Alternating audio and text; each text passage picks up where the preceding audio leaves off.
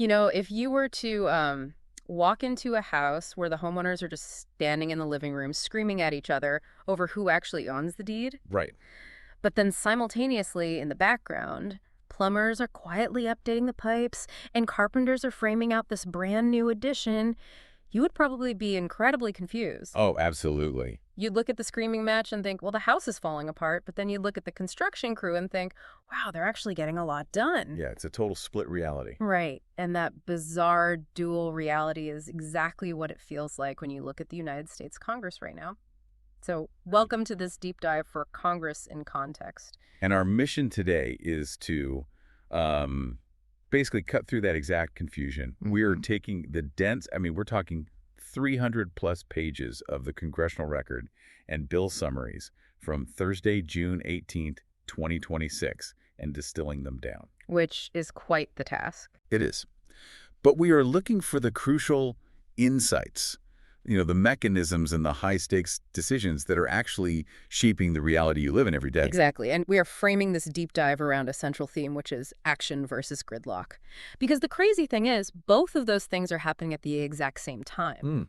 On one hand, you have massive, quiet, bipartisan movement on these kitchen table issues that dictate how you live and work. Right. But on the other hand, the Senate floor is a literal war zone of ideological divides, geopolitical flashpoints, and this sudden, frantic realization that futuristic technology is arriving way faster than the law can keep up. It's a really profound contradiction. Yeah. You have the mundane, practical machinery of government turning quietly in the background, right alongside these existential philosophical battles about the very soul of the nation taking place on camera. It really is.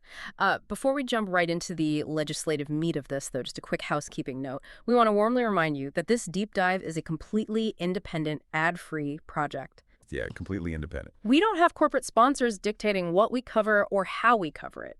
So if you find this kind of civic education valuable, we invite you to support our production infrastructure by using the Buy Me a Coffee link located right there in your app's show notes. And we genuinely mean it. Your support is literally what keeps the lights on and the microphones recording. Exactly.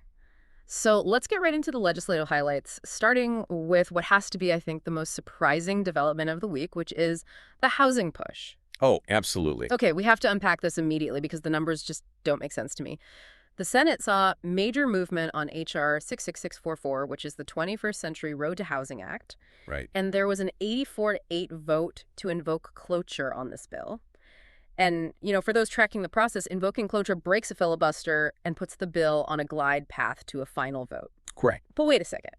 An 84-8 vote in this political climate. I know it sounds impossible. I thought our whole theme today was about deep ideological gridlock. How on earth did an affordable housing bill bypass the usual partisan bloodbath? It's a great question. And the answer really lies in the actual mechanisms of the bill. It gained that level of support because it doesn't just, throw federal money at a localized problem. Okay.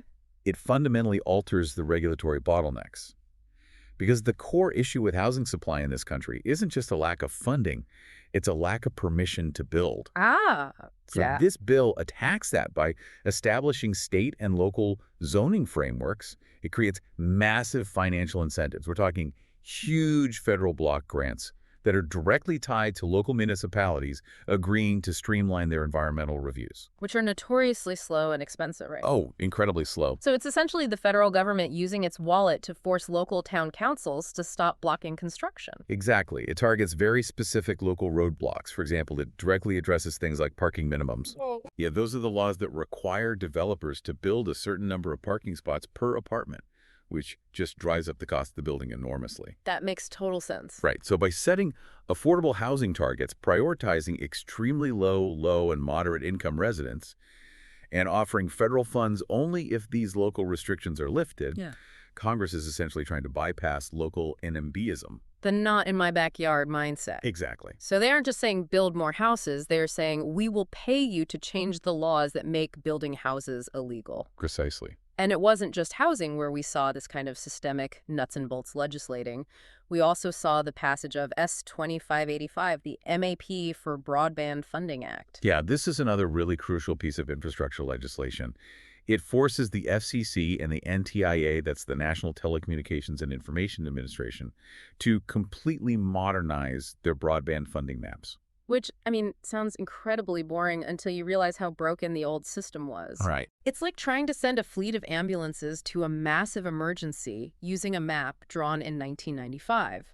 That is the perfect analogy. The federal government has billions and billions of dollars in infrastructure money ready to deploy, but the existing FCC maps are so outdated and flawed that they don't actually know where the digital dead zones are. Yeah, and historically, the way these maps were built relied heavily on internet service providers just self-reporting their coverage. Which seems like a conflict of interest. Oh, huge. Because if an ISP provided internet to just one single house in a massive rural census block, the entire block was often marked as covered. Wait, really? Just one house? Just one. So that meant millions of people who had no high-speed internet lived in areas the federal government technically considered served. Which means they got zero infrastructure funding. Exactly. So this new MAP Act requires highly granular data collection. It forces other federal agencies, like the Department of Agriculture, to submit their localized programmatic data directly to the FCC map. Oh, that's smart. Yeah, it ensures that when these federal infrastructure checks are written, they're actually going to the communities that are sitting in the dark digitally, rather than subsidizing areas that are already connected. Wow.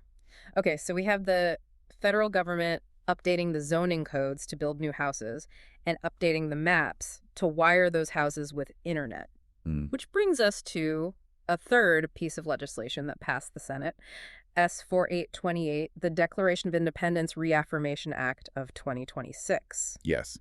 A bill explicitly designed to reaffirm the Declaration of Independence as an organic law of the United States. Now, this is where that contradiction we talked about at the beginning really comes into focus. Definitely. Because it's wild that they can sit in committee rooms and agree to overhaul local zoning laws and fix broadband data discrepancies, but the moment you introduce something symbolic, the Senate floor instantly turns into a proxy war. Oh, immediately. Because the speeches surrounding this bill and just the general tone on the floor this week were incredibly hostile. They really were. Yeah. I mean, both sides are actively weaponizing American history right now, but they're using it to arrive at completely different diagnoses of the current American condition. Right. And just to be clear for everyone listening, our goal here isn't to validate one perspective over the other, but really just to examine how these narratives are constructed and deployed by our leaders.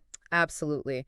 So let's look at the right-wing perspective first, because Senator Schmidt gave a fiery floor speech supporting that Declaration of Independence Reaffirmation Act. He did. He focused heavily on the upcoming 250th anniversary of the nation. But his speech wasn't just like a celebration. It was a counterattack against what he described as a pervasive culture of national shame. Yeah, he argued that the Declaration is America's birth certificate. His core premise was that America's rights come from God, not government, and that recognizing this is essential to maintaining citizens rather than subjects. Yeah. He cited polling numbers showing that American pride has plummeted since the post-9/11 era. So the rhetorical mechanism he used was essentially to frame American history as an inheritance. Ah, an inheritance. Right. His argument is that you cannot properly celebrate a nation's 250th birthday if you are actively embarrassed by the foundational principles that birthed it in the first place. Okay, so to him, the founding documents are a perfected inheritance that we are, failing to defend. Exactly. But then you contrast that with the left-wing perspective presented by Senator Booker. He gave a very sobering speech ahead of the Juneteenth holiday. Mm-hmm. He honored the history of the Senate floor, specifically noting the first Black senators who served during Reconstruction, but he used that history to launch a massive critique of where voting rights stand today. Right. Senator Booker focused his argument on the Supreme Court's recent evisceration of Section 2 of the Voting Rights Act. Yeah. He argued that right now, in 2026, Southern states, which he specifically pointed out are the very same states that comprise the former Confederacy, are intentionally drawing congressional district lines to dilute African-American voting power. He highlighted the bitter irony of the moment, didn't he? He really did. He basically said, we are about to celebrate Juneteenth, a holiday entirely about emancipation and freedom, while simultaneously watching state legislatures legally strip away fair political representation. Yeah, he called it a dark chapter and a massive stride backward for democracy. It's just, look at the contrast in how history is being utilized there. It's fascinating. Senator Schmidt, looks at the founding of the country as a finalized blueprint that we must stop critiquing and start protecting. Right. But Senator Booker looks at the history of the country as an ongoing, brutal struggle for equality, arguing that the initial promises of those founding documents are actively being undermined in real time. The same historical weight is used to justify two entirely different political realities. Exactly. It really is two completely different realities. And we saw another massive clash of realities in the debate between Senator Whitehouse and Senator Loomis. Oh, yes. This time, it wasn't about the founding documents. It was about the skyrocketing costs of homeowners insurance. Which is a crisis affecting millions of Americans right now. I mean, premiums are doubling, and in some states, insurers are just pulling out entirely. It's terrifying for homeowners. It is. And Senator Whitehouse took to the floor to argue that the financial and insurance industries recognize climate change as the core risk. Yeah. He specifically pointed to sea level rise and extreme weather events. But Senator Loomis completely rejected that premise. She did. She argued that the reason replacement costs for homes are so high isn't just the weather. She blamed Biden-era climate regulations for driving up the cost of lumber, appliances, and labor. Yeah, it is the classic macro-environmental risk versus macroeconomic regulatory risk debate. Wait, let's translate that out of economist speak for a second. Sure. Because what you're really saying is that this is a fight between the extreme weather is destroying the houses versus the government red tape is making the wood too expensive to rebuild them.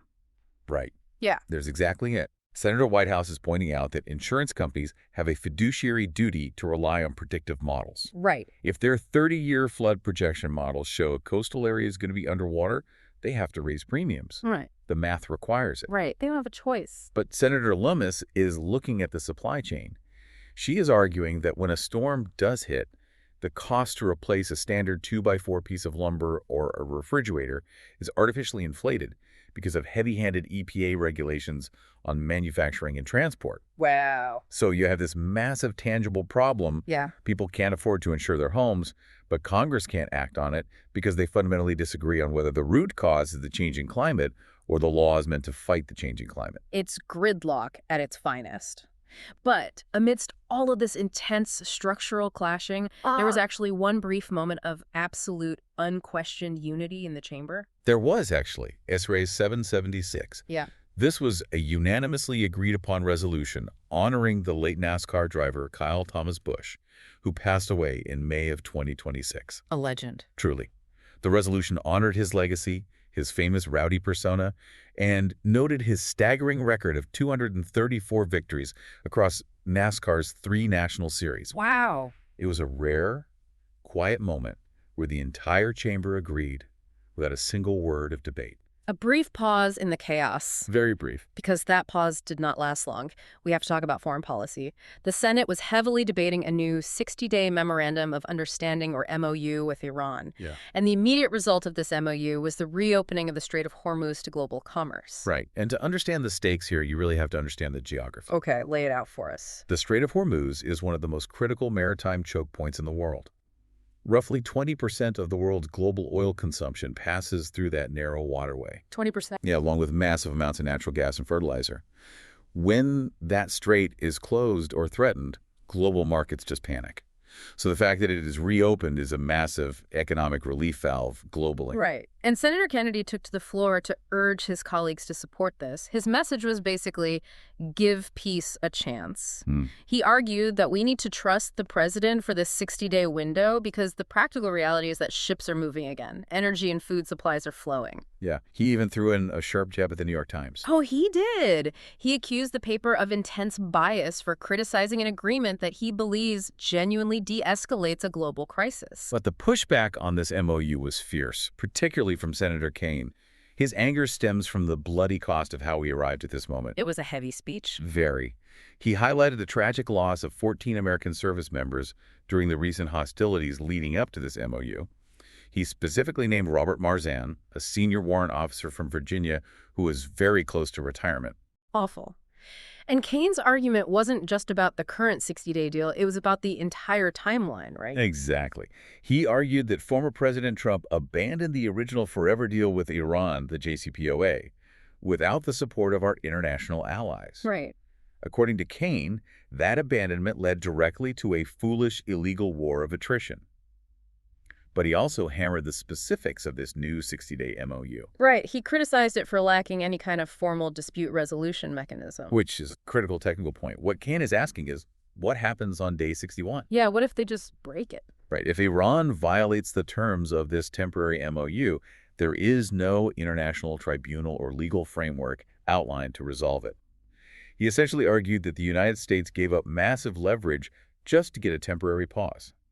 And during his speech, Kane dropped in some historical context that honestly completely changes how you view this conflict. He did. He reminded the chamber that the United States and Iran were actually allies during World War II. That's wild to think about now.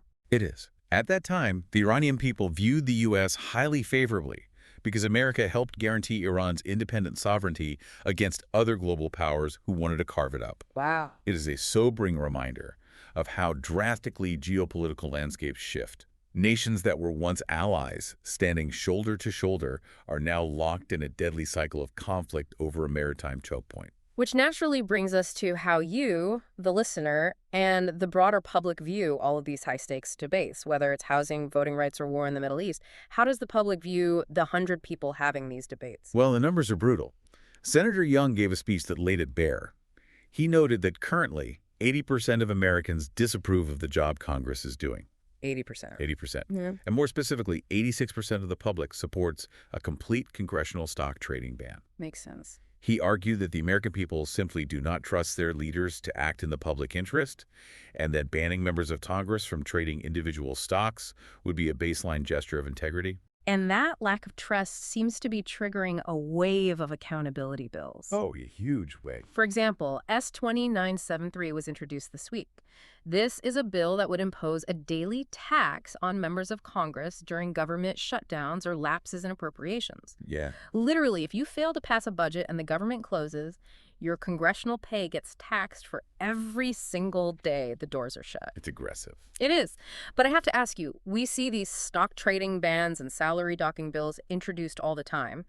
If Congress knows the public doesn't trust them, are these bills actual attempts to change the rules, or is this just performative politics for the C-SPAN cameras? Honestly, it's heavily performative. Eh. And it all comes down to the incentive structure of Congress. Introducing a bill is easy. It costs nothing but paper. Right. Getting it passed requires a majority of members to actively vote against their own financial interests or privileges. Yeah. Often these accountability bills are introduced purely so a senator can go back to their home state and say, look, I'm trying to fix the corrupt system. But they rarely make it out of committee. Rarely. However, the fact that we are seeing so many of them introduced simultaneously indicates that the internal pressure, that 80% disapproval rating, is genuinely spooking them. They know the public is watching. They are definitely feeling the heat. So let's look at what is coming up next on the schedule. What are the immediate implications of this week's session? Well, the immediate future holds some incredibly high-stakes votes. The Senate is scheduled to resume consideration of that massive housing act, H.R. 6644, for a final vote at 5:30 p.m. on Monday, June 22. Got it. And then looming large by Thursday, June 25, is the vote on H.Con. Res. 86. Right. This is a concurrent resolution designed to remove U.S. armed forces from hostilities in Iran unless explicitly authorized by Congress or if the U.S. is under imminent attack. They have scheduled 6 hours of intense debate for this. Yeah, it is going to be a monumental week for defining American foreign policy. It really is. But if we look beyond just next week, there is a much broader, almost sci-fi trend buried in the newly introduced bills from this session. Congress is rapidly trying to regulate the future before it gets here. Yes. This was genuinely the most fascinating part of reading through the congressional record. We are watching science fiction become statutory law in real time. Absolutely. If you use a smartwatch that tracks your sleep, or if you've ever messed around with an AI voice cloner online, these next few bills are basically a race to figure out who owns the rights to the data you are generating right now in your living room. Let's look at S-2925, the MIND Act. Yes, the Management of Individuals' Neural Data Act. This bill requires the Federal Trade Commission to actively study and regulate the governance of neural data and neurotechnology. Which sounds crazy. It does. But what's amazing is the mechanism. It requires the FTC to categorize your neural data based on its potential to cause individual or societal harm. Wow. The explicit goal of the legislation is to protect a citizen's mental state and cognitive autonomy from corporate or political exploitation. They are literally drafting federal frameworks to protect your brainwaves. And it doesn't stop there. S-2937 is a bill establishing liability frameworks for the developers of advanced artificial intelligence products. Right, and the mechanism here is crucial. The bill states that developers are legally liable if they failed to exercise reasonable care in designing the AI, or, and this is the key part, providing instructions for it. Instructions? Yep.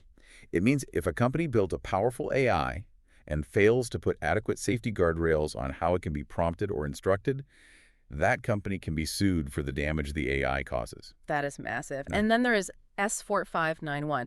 This bill is wild. It protects the intellectual property rights of an individual's digital replica. It legally grants you the exclusive right to authorize the use of your voice or visual likeness if it's generated by a computer, and those rights extend for 10 years after you die. They are codifying terms like digital fingerprint into federal law. They're trying to legally answer the question, who owns your face and your voice, when a machine can perfectly replicate it without you ever being in the room? It's incredible. And it's such a massive shift in how Congress approaches technology. Historically, they operate reactively, right?